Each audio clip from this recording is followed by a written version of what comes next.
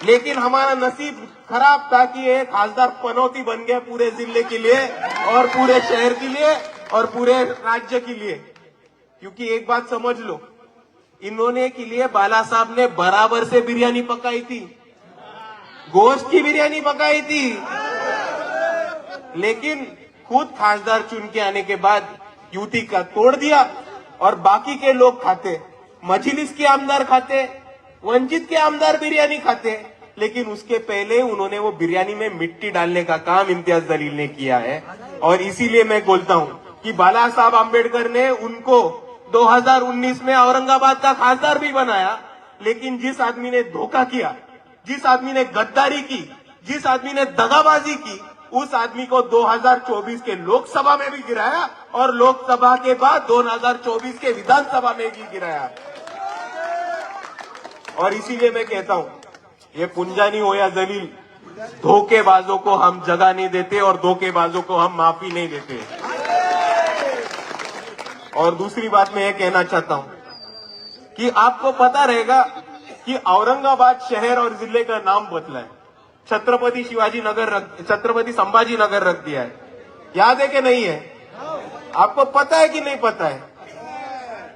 आप मेरे को सिर्फ एक जवाब दो कि जब औरंगाबाद शहर का नाम बदला तो वहां का खासदार कौन था?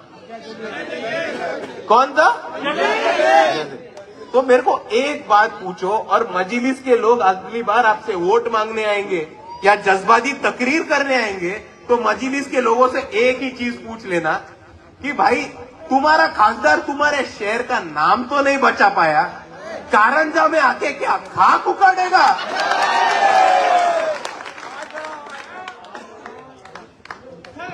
और इसीलिए मैं कहना चाहता हूं कि एक तरफ ये चोर चक्कार और पैसे लेके टिकट देने वाले लोग हैं और दूसरी तरफ वंचित बहुजन आघाड़ी।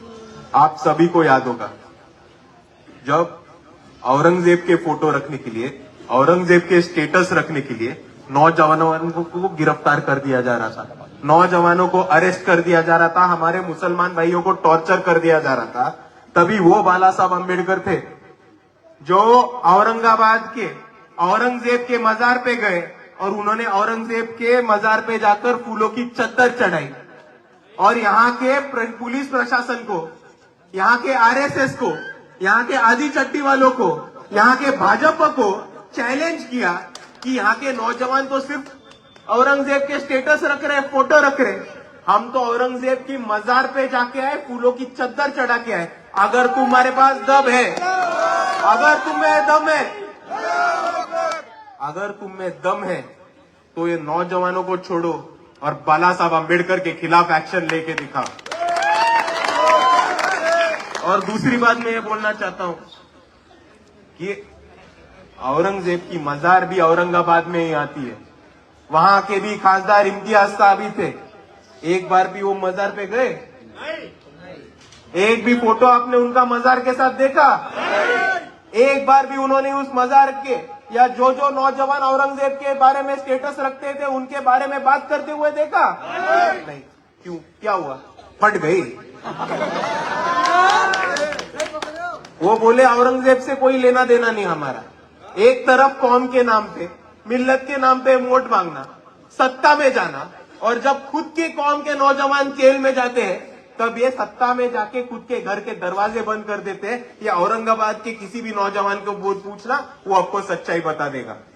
और दूसरी तरफ मेरे को आपको और एक चीज पूछना है भाई कि आपको वो या त्याग होगा जब टीपू सुल्तान का फोटो लगाने के लिए, टीपू सुल्तान का स्टेटस रखने के लिए यहाँ के नौजवानों को गिरफ्तार कर दिया जा रहा था, अरेस्ट कर दिया जा रहा था। तब वो यही वंचित बहुजन आघाड़ी थी जिन्होंने डॉक्टर बाबा साहेब अम्बेडकर, छत्रपति शिवाजी महाराज, छत्रपति शाहू महाराज, महात्मा ज्योतिबा फूले, इन सब महामानवों के साथ साथ टीपू सुल्तान का फोटो हमारे स्टेज पे रखा, वो फोटो को हार चढ़ाया और यहाँ के पुलिस प्रशासन को बोला कि हम फोटो पे हार चढ़ाएंगे, तुमको ओपन चैलेंज है, जो उखाड़ना है उखाड़ लो, हमको घंटा फर्क नहीं पड़ता। और आपको याद होगा जब महाराष्ट्र में रमजान का महीना चल रहा था और यहाँ पे राज ठाकरे ने एक बयान किया था कि अगर मस्जिद के भोंगों से अजान बजती है तो हम वो मस्जिद के भोंगे उतर आएंगे। कोई टेंशन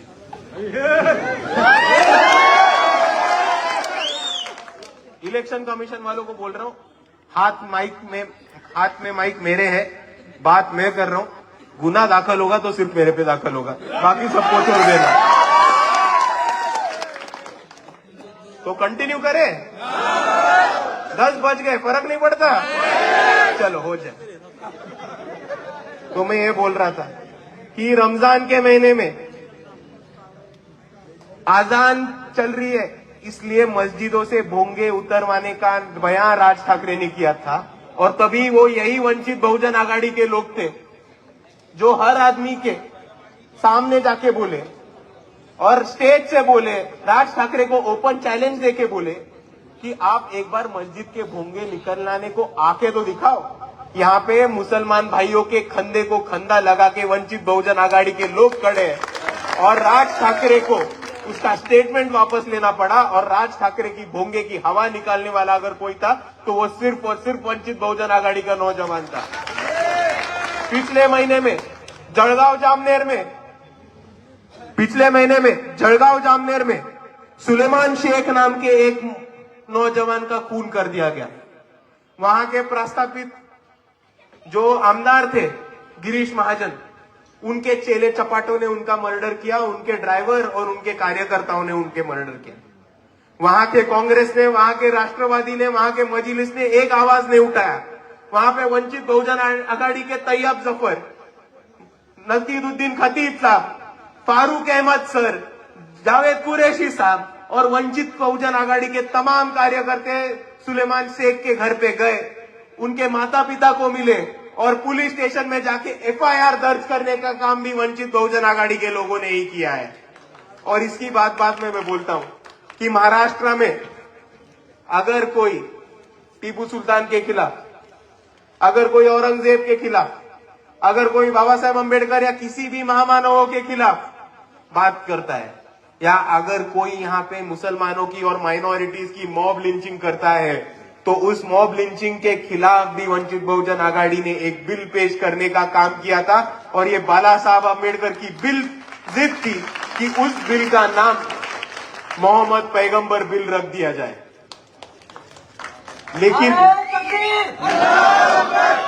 लेकिन हमारी ये बदनसीबी थी कि वहां के कांग्रेस और राष्ट्रवादी ने हमें सपोर्ट नहीं किया। अगर कांग्रेस और राष्ट्रवादी ने सपोर्ट किया होता तो आज महाराष्ट्र में मोहम्मद पैगंबर बिल आता, मॉब लिंचिंग रुक जाती, हमारे महापुरुषों के खिलाफ, हमारे कौम के खिलाफ, हमारे महामानवों के खिलाफ जो बयान चल रहा है, गिरिराज महाराज जैसे लोग जो बात कर रहे हैं, आज वो उस बिल के बदौलत जेल के पीछे होते। और इसीलिए मैं कहना चाहता हूं कि आज यहाँ पे आपके लिए लड़ने वाले लोग खड़े, आज यहाँ पे जो लोग खड़े हैं वो आपके लिए केसेस ले सकते हैं। अभी ये भाई ने दिखाया पूरा कच्चा चिट्ठा, उनके क्या क्या केसेस है सामाजिक कार्य का। वही वंचित बहुजन आघाड़ी के हर कार्यकर्ते का, हर आदमी की हालत है कि पुलिस केसेस है, यहाँ के प्रस्तापित लोग कार्रवाई करते हैं, लेकिन हमको घंटा फर्क नहीं पड़ता। हम बाबा साहब अंबेडकर के सिपाही है, हम बाबा साहब अंबेडकर के लड़ने वाले लोग हैं और हम बाला साहब अंबेडकर के कार्यकर्ता है। आरएसएस का मोर्चा निकालने वाले वंचित बहुजन आघाड़ी थी। जब परभणी में सोमनाथ सूर्यवंशी को यहाँ के पुलिस प्रशासन ने जेल में, पुलिस लॉकअप में डाल के उनकी हत्या की, तभी वो वही बाला साहब अंबेडकर थे जिन्होंने काला कोट पहना, मुंबई के, औरंगाबाद के हाई कोर्ट में बयां किया, उसके बाद सुप्रीम कोर्ट में जाके बयां किया और यहाँ के मुख्यमंत्री देवेंद्र फडणवीस को झूठा साबित करके पुलिस परभणी पे केसेस दाखिल करने का काम बाला साहब अंबेडकर ने किया। और भाइयों, मैं इतना ही कहना चाहता हूं कि ये पार्टी अलग है, ये मार खाने वाले लोगों की नहीं, ये मारने वाले लोगों की पार्टी। हर जगह पे पुलिस लोगों को कस्टडी में लेती, लेकिन वंचित वाले पुलिस को कस्टडी में लेते। और इसीलिए मैं कहना चाहता हूं कि आज वंचित बहुजन आघाड़ी से बहुत अच्छे लोग खड़े। आप अगर इनको वोट देंगे, आप अगर इनको चुना के लाएंगे, तो ये आगे जाके हिफाजत करेंगे किसकी? तो आपकी। आगे जाके काम करेंगे किसका? तो आपका। आगे जाके खिदमत करेंगे किसकी? तो आपकी। आगे जाके मदद करेंगे किसकी? तो आपकी। और आगे जाके तरक्की होगी किसकी? तो पूरी कारंजे की और आप सभी की और कारंजे की पूरी आवाम की। और मैं जाते जाते आप लोगों को सिर्फ एक ही बात कहना चाहता हूं कि आज अगर हमने नुमाइंदगी का मुद्दा देखा तो वंचित समूह से, मुसलमान समूह से,